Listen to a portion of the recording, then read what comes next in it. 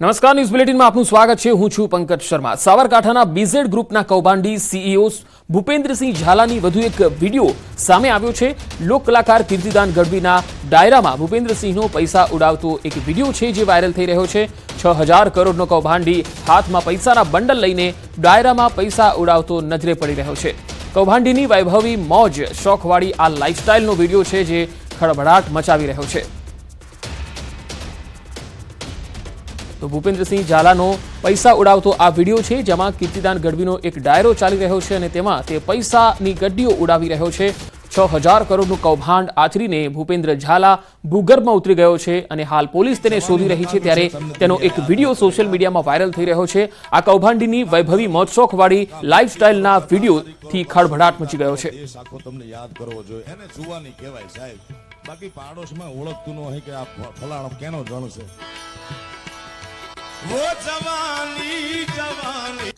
तो साबरकांठामां एजंटो बनेला शिक्षको सामे पगला लेवाशे। फरियाद थशे तो आवा शिक्षको सामे पगला लेवाशे। साबरकांठा जिल्ला प्राथमिक शिक्षण अधिकारीए निवेदन आप्युं। केटलाक शिक्षको एजंट बन्या होवानी चर्चा छे। केटलाक शिक्षक एजंट अने मददनीश बन्या अने हवे भूगर्भमां उतर्या छे। पोपट मास्तरथी ओळखाता शिक्षके बिछावी हती मोटी जाळ। तपासना डरथी पोपट मास्तर नामनो शिक्षक भूगर्भमां उतर्यो छे। रोकाण माटे ललचावी शकनाराओने अपाती मोंघी गिफ्ट शिक्षकोनी मूડીને આકર્ષવા બિછાવી હતી લોભામણી જાળ। આચાર્ય શિક્ષકોને એજન્ટ રૂપે માસિક કમિશન ચૂકવાતું હતું। આ શિક્ષકોની બચત અને મૂડીને ફસાવનાર શિક્ષક એજન્ટો સામે રોષની લાગણી છે।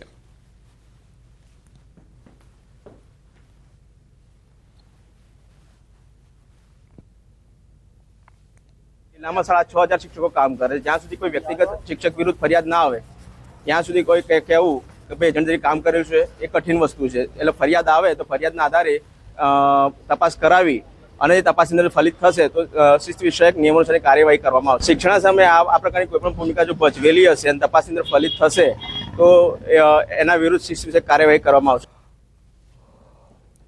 तो बीजेड ग्रुपना एक कौभांडनो पर्दाफाश न्यूज 18 पर। गुजरात ज नहीं राजस्थानमां पण तेणे जाळ बिछावेली छे। लोकोने बाटलीमां उतारवानी जाळ बिछावी हती अने आंतरराज्य कौभांड आचर्युं। न्यूज 18 पर बीजेड ग्रुपना कांडना मोटा खुलासा। न्यूज 18 ની ટીમ પહોંચી છે રાજસ્થાનના ડુંગરપુરમાં बीजेड ग्रुपे खोली हती ठगाईनी दुकान। गुजरातमां सीआईडीना दरोडा बाद ऑफिस बंद थई गई छे। डुंगरपुर ऑफिस पर बीजेडનું બોર્ડ તૂટેલું જોવા મળ્યું। રણાસણ ઓફિસની ટપાલના ડોક્યુમેન્ટ પણ મળી આવ્યા।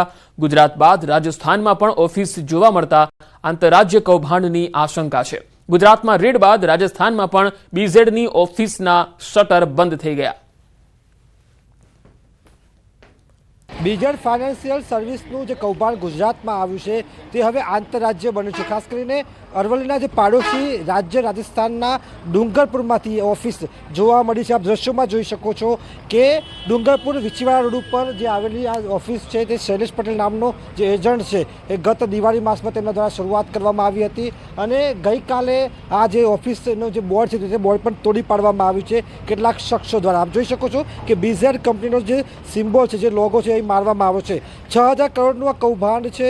આ સંજોગોમાં આ કૌભાંડ જે પ્રકારે આંતરરાજ્ય બન્યું છે એટલે કે રાજસ્થાનમાં પણ આ કૌભાંડના ચિહ્નો જોવા મળી રહ્યા છે। ઓફિસો અહીં ખોલવામાં આવી હતી, રોકાણકારોને અહીં પણ લલચાવવામાં આવતા હતા એટલે કે દ્રશ્યો સામે આવી રહ્યા છે। ત્યારે આ પ્રકારના દ્રશ્યો જે આવી રહ્યા છે ત્યારબાદ જે લોકો છે તમામ ફરાર છે કારણ કે ઓફિસો બંધ બોલી રહી છે।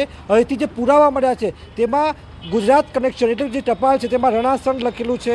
રણાસણ જે મુખ્ય ઓફિસ આવેલી છે તે પણ લખેલું છે। સામે શૈલેષ પટેલનું નામ પણ લખેલું છે એટલે કે તમામ જે તારો છે એ સંકળાઈ રહ્યા છે અને રોકાણકારો માત્ર ગુજરાત ઉત્તર ગુજરાત નહીં પરંતુ રાજસ્થાનમાં પણ સલવાયા છે। हार्दिक पटेल, न्यूज़ 18 गुजराती, अरवली, राजस्थान। यहाँ पे तो फाइनेंस ऑफिस था और बोर्ड तो रात को मैं जब दुकान मंगल करके गया था तब तो सही सलामत था और सुबह आके देखा तो बोर्ड टूटा हुआ पड़ा था। अब कौन तोड़ के गया, किसने तोड़ा, इसकी मुझे जानकारी नहीं है। लगभग 15 दिन से बंद था। बिल्कुल एक ही बंदा था आता था जो यहाँ पे। मैं डूंगरपुर सिंटेक्स चौराहे पे हमारा गोदाम है बालाजी का, और आप जिसके बारे में पूछ रहे हैं बीजे फाइनेंस करके, अभी कुछ महीने पहले इन्होंने यहाँ पे ओपनिंग किया था।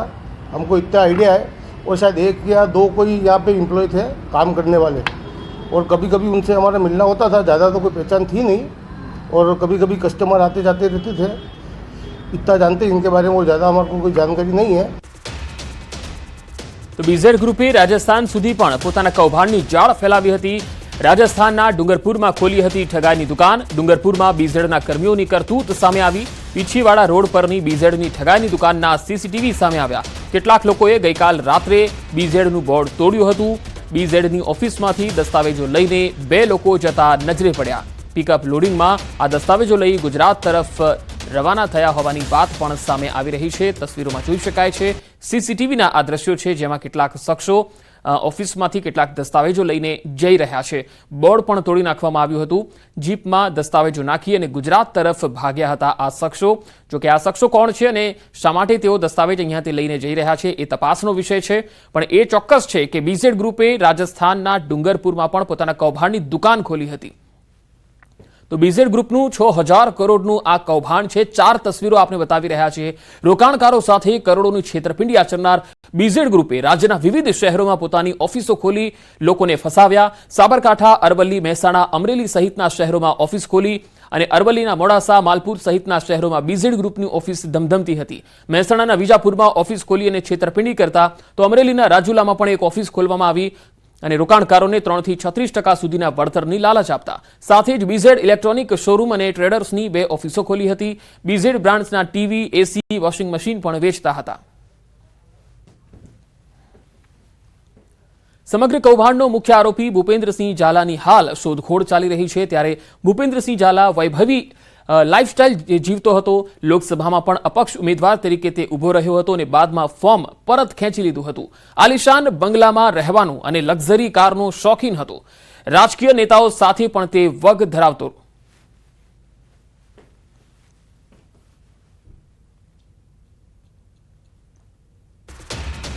તો બીઝેડ ગ્રુપ કૌભાંડના મહાઠગ ભૂપેન્દ્રસિંહ ઝાલા અંગે મોટો ખુલાસો। ઊંચા વ્યાજે રૂપિયા આપવાની લાલચમાં રોકાણની સ્કીમ હતી। એકના ડબલ કરવાની ભૂપેન્દ્રની ખેલનો ખુલાસો થયો છે। ન્યૂઝ 18 ગુજરાતી પર મહાઠગ અંગે સૌથી મોટો ખુલાસો। બીઝેડ ગ્રુપની લોભામણી સ્કીમનો પર્દાફાશ ન્યૂઝ 18ની સ્ક્રીન પર આપ જોઈ શકો છો। જોઈ લો આ મહાઠગ કેવી રીતે લોકોને રોકાણ કરવા લાલચ આપતો હતો। ભૂપેન્દ્રએ ક્રિપ્ટોકરન્સીમાં પણ રોકાણ કર્યું હોવાની આશંકાએ પણ તપાસ થઈ રહી છે। 3 વર્ષમાં કરોડોની જમીન ખરીદી હોવાનું સામે આવ્યું છે।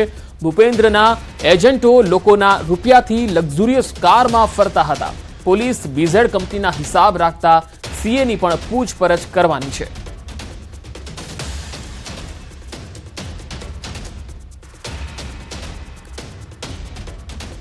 વાત હવે સુરતની। સુરતના પાલી ગામમાં 3 બાળકીઓના મોત મામલે પોલીસે તપાસ હાથ ધરી। પોલીસ અને પાલિકાના આરોગ્ય વિભાગની ટીમ ઘટના સ્થળ પર પહોંચી।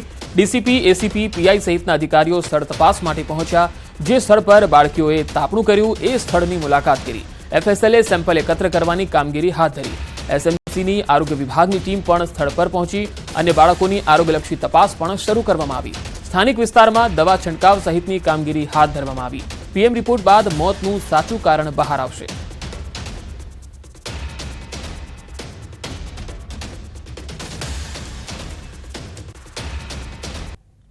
સચિનના પાલીગામ વિસ્તારમાં બનેલી ઘટનામાં 3 બાળકોના મોતના બાદ પોલીસનો તપાસનો ધમધમાટ શરૂ થયો। આપણી સાથે વિસ્તારના એસીપી નીરવ ગોહિલ છે। આપણે સીધા એમની સાથે હતા। સાહેબ, શું ઘટના હતી, કયા પ્રકારની પોલીસ દ્વારા તપાસ? સચિન જીઆઈડીસી પોલીસ સ્ટેશનમાં એક અકસ્માત મોતનો બનાવ બનેલ છે। એ બનાવની હકીકત એવી છે કે 4 બાળકીઓ આશરે 7-8 વર્ષથી લઈ અને 13-14 વર્ષની ઉંમરની 4 બાળકીઓ આજે સવારે 4 વાગ્યાની આસપાસ તાપણું કરીને બેઠેલા હતા અને એ દરમિયાન 3 બાળકીઓના સારવાર દરમિયાન અવસાન થયેલું છે અને એક બાળકી સ્વસ્થ છે। એ બાળકીની પ્રાથમિક પૂછપરછમાં એને જણાવ્યું કે ત્યાં એ જે તે જગ્યાએ છે, આની પાછળની જગ્યા જે છે ત્યાં તાપણું કરતા હતા। તાપણામાં પ્લાસ્ટિકની બેગ ને એ બધું રાખેલું હતું। તો એના હિસાબે જે ધુમાડો થતો હતો એ અંદર ઉતર્યો અને એના હિસાબે થોડું વોમિટિંગ જેવું પણ થયું હતું। એટલે હજુ પીએમ ની કાર્યવાહી ચાલુ છે। પીએમ થયા પછી જ ચોક્કસ મોતનું કારણ ચોક્કસ જાણવા મળશે। બિલકુલ, આ હતા નીરવસિંહ ગોહિલ। તેમનું સીધું કહેવું છે કે પોલીસ ઘટના સ્થળે પહોંચી છે, તપાસ કરી રહી છે અને જે પ્રકારે આ તપાસ છે તેને લઈને ચોક્કસ કહી શકાય કે દ્રશ્ય જોઈ શકાય છે કે પોલીસ, મહાનગરપાલિકા સહિતની ટીમો અહીંયા પહોંચી છે અને જે રીતે તપાસ ચાલી રહી છે, કારણ કે વહેલી સવારની આ ઘટના છે, દ્રશ્યો જોઈ શકાય છે કે આ એ જ જગ્યા છે કે જ્યાં તાપનું કરવામાં આવ્યું. પોલીસ દ્વારા તપાસ કરવામાં આવી છે, એફએસએલની મદદ લેવામાં આવી રહી છે, મહાનગરપાલિકાની ટીમ પહોંચી છે અને જે જગ્યા પર આ તાપનું થયું તો દ્રશ્ય જોઈ શકાય છે કે મોટા પ્રમાણમાં અહીંયા કચરો છે અને અહીંયા ઝેરી કચરો હોવાની આશંકાને લઈને જે કચરો સળગાવવામાં આવ્યો તેમાંથી કાર્બન ડાયોક્સાઇડ ઊભો થયો, બાળકીઓના મોત થયાની વિગતો સામે આવી છે. જોકે હાલ પોલીસે આ મામલે તપાસનો ધમધમાટ શરૂ કર્યો છે. કેમેરામેન ભરત બ્રહ્મભટ્ટ સાથે કીર્તેશ પટેલ, ન્યૂઝ 18 ગુજરાતી, સુરત. ખ્યાતિકાંડ બાદ પણ નથી સુધર્યા મેડિકલ માફિયા. સરકારી હોસ્પિટલમાં ખાનગી હોસ્પિટલનું માર્કેટિંગ. સરકારી સિવિલ હોસ્પિટલમાંથી ખાનગીમાં હોસ્પિટલમાં દર્દીઓને લઈ જવાનો પ્રયત્ન કરાય છે. આશ્ચર્યની વાત એ છે કે આવા પ્રયાસને રોકવા સિવિલ હોસ્પિટલમાં બાઉન્સર ગોઠવવા પડી રહ્યા છે. મહેસાણા સિવિલમાં ઘૂસીને ખાનગી હોસ્પિટલોનું માર્કેટિંગ થઈ રહ્યું છે. સિવિલમાં આવતા દર્દીઓને ખાનગી હોસ્પિટલ લઈ જવાનો પ્રયાસ થાય છે અને આવા એજન્ટોને રોકવા સિવિલમાં બાઉન્સરો મૂકવાનો વારો આવે છે. ખ્યાતિ હોસ્પિટલ ગામડે ગામડે કેમ્પ કરી દર્દીઓને લઈ જતી હતી. અહીં તો સિવિલમાં દાખલ દર્દીઓને જ ખાનગી હોસ્પિટલોમાં લઈ જવાનો સીધો પ્રયત્ન થાય છે. દર્દીઓ કે દર્દીઓના સગાને સિવિલ કમ્પાઉન્ડમાં આવા એજન્ટો પકડી લેતા હોય છે. સિવિલ કમ્પાઉન્ડમાં આવા તત્વો ન ઘૂસે તે માટે બાઉન્સરો મૂકી દેવાયા. આવું કોઈ પણ પકડાશે તો તરત અધિકારીઓને જાણ કરી કાર્યવાહી કરાશે. મહેસાણા સિવિલમાં 2 થી 3 દિવસથી બાઉન્સરો મૂકવામાં આવ્યા. બીજી બહારની સંસ્થાઓના અને હોસ્પિટલોના અમુક માણસો આવતા હતા અને દર્દીઓને પરેશાન કરતા હતા અથવા તો એમને કંઈક ખાનગી સંસ્થામાં લઈ જવા માટે પ્રયત્ન થતો હતો. હાલ 2 બાઉન્સર મૂકવામાં આવે છે જેઓ સિવિલ હોસ્પિટલના કેમ્પસમાં ફરજ બજાવશે અને દર્દીઓને અથવા તો બીજા એમના સગાવાલાઓને કે કોઈ તકલીફ ન થાય અથવા તો બીજા કોઈ એમને કોઈ હેરાનગતિ ન થાય એનું ધ્યાન રાખશે. અમદાવાદની GIIS સ્કૂલમાં વાલીઓએ હોબાળો મચાવ્યો. ગોદરેજ ગાર્ડન સિટી ખાતેની શાળામાં હોબાળો મચી ગયો. સ્પોર્ટ્સની ફી વધુ વસૂલવામાં આવતા વાલીઓમાં રોષ જોવા મળ્યો. સ્પોર્ટ્સ સંકુલ નવું બનાવતા ફી વધારાઈ. ફરજિયાત 6,800 ફી લેવાનું નક્કી કરાતા વાલીઓમાં રોષ જોવા મળ્યો. FRCના નિયમ કરતાં વધુ ફી લેવાતી હોવાનો આરોપ લાગ્યો છે. સ્કૂલની ફી 80,000 છતાં સ્કૂલ દ્વારા 81,000ની ફી લેવાય છે. આગામી વર્ષથી સ્પોર્ટ્સ ફી 15,000 લેવાશે. શાળા દ્વારા વિદ્યાર્થીઓને સ્કૂલનું જ સ્વેટર પહેરવાના આદેશ થાય છે. શાળાના આચાર્ય વાલીઓને મળવા પણ તૈયાર નથી હોતા. તો FRCના નિયમ કરતાં અહીંયા વધુ ફી લેવામાં આવી રહી છે. એટલું જ નહીં, વાલીઓને જ્યારે મળવું હોય છે, વાતચીત કરવી હોય છે, ત્યારે આચાર્ય તો મળવા પણ તૈયાર નથી હોતા. આ પ્રકારની આ GIIS સ્કૂલ છે. ગોદરેજ ગાર્ડન સિટી ખાતેની આ સ્કૂલ છે જ્યાં હોબાળો મચ્યો.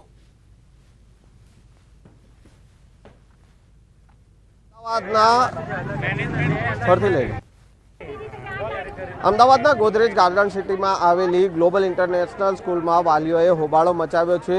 વાલીઓ આપણી સાથે છે, તેઓ પાસેથી જાણીશું શું કારણથી આપણે આજે હોબાળો મચાવવો પડ્યો છે, વાલીઓએ ભેગા થવું પડ્યું. વાલીઓને ભેગા થવાનું મુખ્ય કારણ હતું કે અને હવે સીધા આપણે લઈ જઈશું તમને વડોદરા, જ્યાં મુખ્યમંત્રી સંબોધન કરી રહ્યા છે, વિવિધ વિકાસ કાર્યોની લોકાર્પણ કરી રહ્યા છે.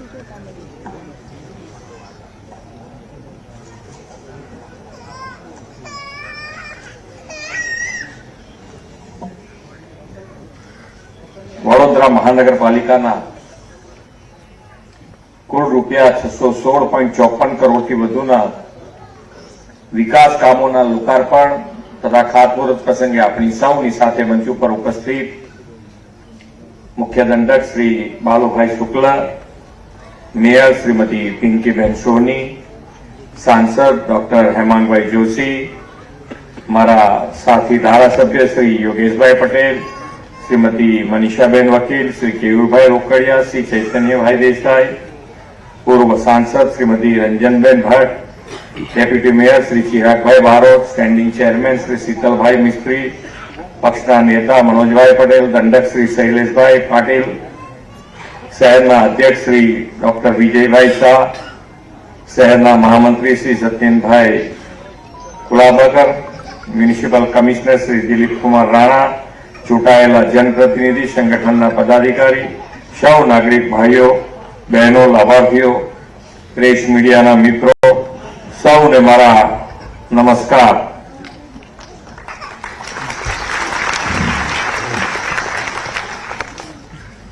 એક સારી વાત અત્યારે એરપોર્ટ થી અહીંયા આવતા સુધીમાં થઈ છે કે શહેર હવે સ્વચ્છતા માટે એનો સ્વભાવ બનાવી દીધો છે.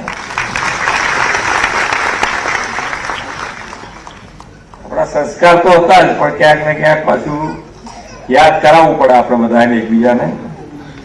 પણ યાદ કરાયા પછી એને વળગીને આગળ વધવું. એટલે આજે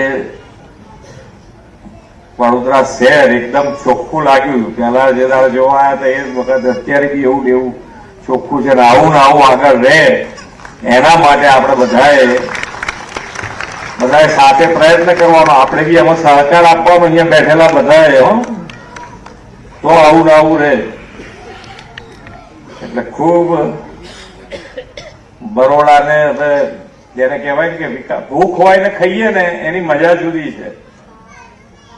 ભૂખ હોય ને ખાઈએ એની મજા જુદી છે. એમ હવે બરોડાને આ પટ્ટામાં ટોપ ઉપર આવવાની ભૂખ લાગી છે એવું લાગે છે આપણને.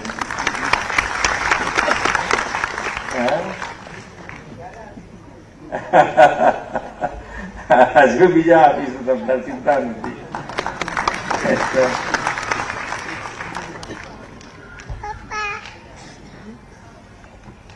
વિશ્વ નેતા અને દેશના યશસ્વી વડાપ્રધાન શ્રી નરેન્દ્રભાઈ મોદીની વિઝનરી લીડરશીપમાં આપણે વિકસિત ભારતની દિશામાં આગળ વધી રહ્યા છીએ. વડોદરા મહાનગરની દિશામાં વધુ એક પગલું ભરતો આજનો આ કાર્યક્રમ છે. આદરણીય શ્રી નરેન્દ્રભાઈ મોદીના નેતૃત્વમાં દેશ નીત નવા વિકાસના આયામો સર કરી રહ્યું છે. સાથે જ જનહિતકારી યોજનાઓ દ્વારા દેશમાં નાગરિકોનું જીવન ધોરણ દિવસે દિવસે ઉત્તમ થઈ રહ્યું છે. વડાપ્રધાનશ્રીએ આપેલી વિકાસની રાજનીતિને દેશના સૌ નાગરિકોએ સ્વીકારી છે અને હમણાં જ આવેલા વિધાનસભા ચૂંટણીના પરિણામો તેની સચોટ સાબિતી છે. શ્રી નરેન્દ્રભાઈના નેતૃત્વમાં વિકાસ કેટલા સ્કેલનો હોઈ શકે તે વડોદરા શહેર તો તાજેતરમાં અનુભવ્યું છે. વડોદરાની ધરતી ઉપર કદાચ પહેલી વખત કોઈ દેશના વડાપ્રધાન આવ્યા હોય તેવી ઐતિહાસિક ઘટનાના આપણે સૌ સાક્ષી બન્યા છે. વડાપ્રધાન શ્રી નરેન્દ્રભાઈ મોદીની પ્રેરણાથી, ભારત અને સ્પેનની ભાગીદારીથી બંને દેશના પ્રધાનમંત્રીશ્રીઓએ વડોદરા ખાતે એરક્રાફ્ટના ઉત્પાદન એકમની તાજેતરમાં શરૂઆત કરાવી.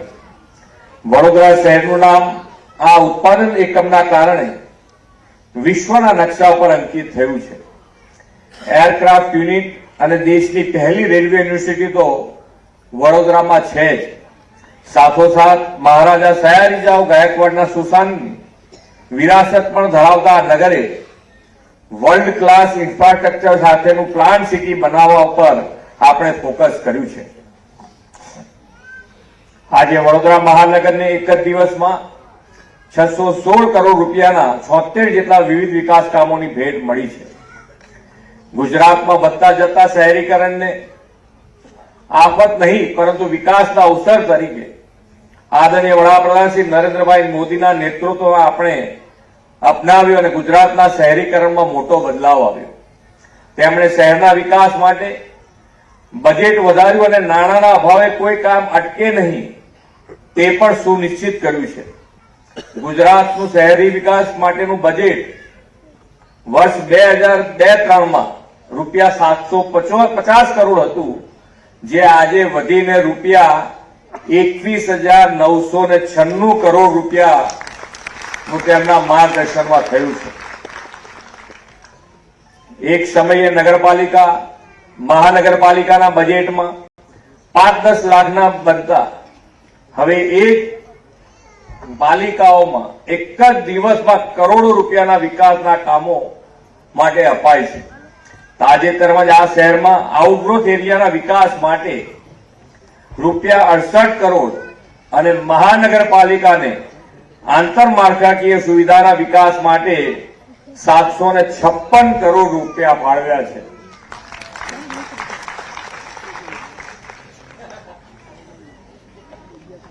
હજુ આનાથી બીજા વધારે જોઈતા તો આપી.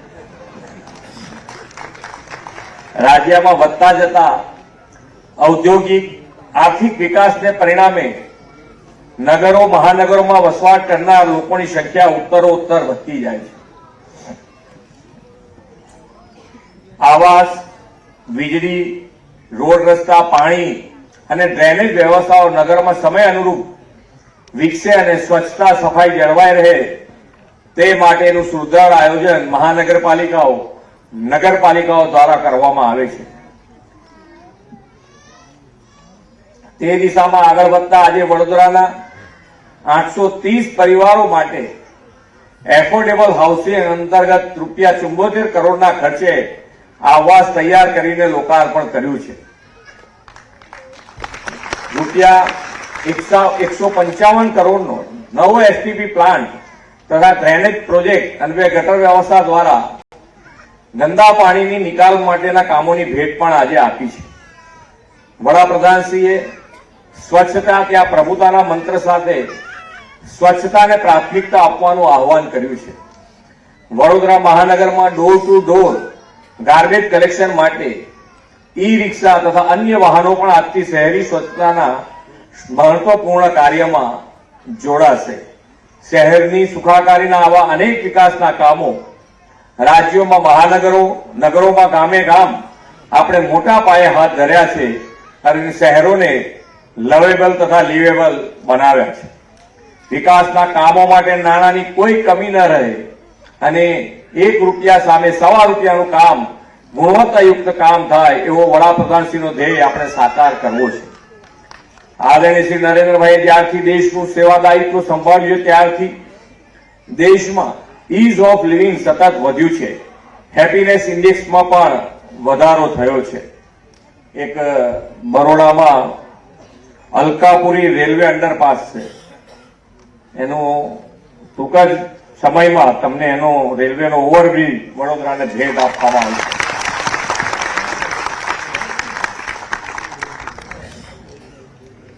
શહેરોમાં ભવિષ્યમાં ઉભી થનારી જરૂરિયાતોને ધ્યાને રાખીને વિકાસ કાર્યોનું આયોજન કરીએ છીએ. એક અંદાજ પ્રમાણે 2047માં રાજ્યની 70% વસ્તી શહેરોમાં વસવાટ કરતી હશે. ફ્યુચરિસ્ટિક સિટી ડેવલપમેન્ટ અને શહેરની સુખાકારીને ધ્યાનમાં રાખીને આપણે વિકસિત ગુજરાત એટ 2047 રોડમેપમાં શહેરી વિકાસનું સુદૃઢ આયોજન કર્યું છે. 2047માં એવા ઓછામાં ઓછા 10 શહેરો ગુજરાતમાં વિકાસવાની નેમ રાખી છે કે જે વાઇબ્રન્ટ સોશિયલ અને ઇકોનોમિક કેપિટલ હોય અને આ 10 શહેરોનું જીડીપીમાં યોગદાન $50 બિલિયન હોય. વડોદરા પણ તેમાંનું એક શહેર હોય તેવી નેમ વડોદરાને મળેલા આ વિકાસ કામોની ભેટથી આવનાર દિવસોમાં સાકાર થશે એવો મને વિશ્વાસ છે. આદરણીય વડાપ્રધાન શ્રી નરેન્દ્રભાઈ મોદી સાહેબ 2047માં દેશની આઝાદીના 100 વર્ષને આપણે ઉજવીએ ત્યાં સુધીના સમયને અમૃતકાળ ગણાવ્યો છે. આ અમૃતકાળ દેશના વિકાસ માટેનો કર્તવ્યકાળ છે. આ કર્તવ્યકાળમાં આપણે વિકસિત ભારત 2047 માટે વિકસિત ગુજરાતનું નિર્માણ કરવું છે. આપણે વિકસિત ગુજરાત દ્વારા વિકસિત ભારતના નિર્માણની દિશામાં તેજ ગતિએ આગળ વધીએ એવી અભ્યર્થના સાથે વિરમું છું. ભારત માતા કી જય. વંદે માતરમ. જય જય ગરવી ગુજરાત. ધન્યવાદ. ખૂબ ખૂબ આભાર માનનીય મુખ્યમંત્રી મહોદય. મુખ્યમંત્રી ભૂપેન્દ્ર પટેલે વડોદરાને વિવિધ વિકાસ કાર્યોની ભેટ આપી કુલ 36 જેટલા વિકાસ કામોનું લોકાર્પણ અને ખાતમુહૂર્ત કર્યું. 262 કરોડના ખર્ચે જન સુવિધાના કામો, ડ્રેનેજના અને પાણીના કામોનું લોકાર્પણ થયું.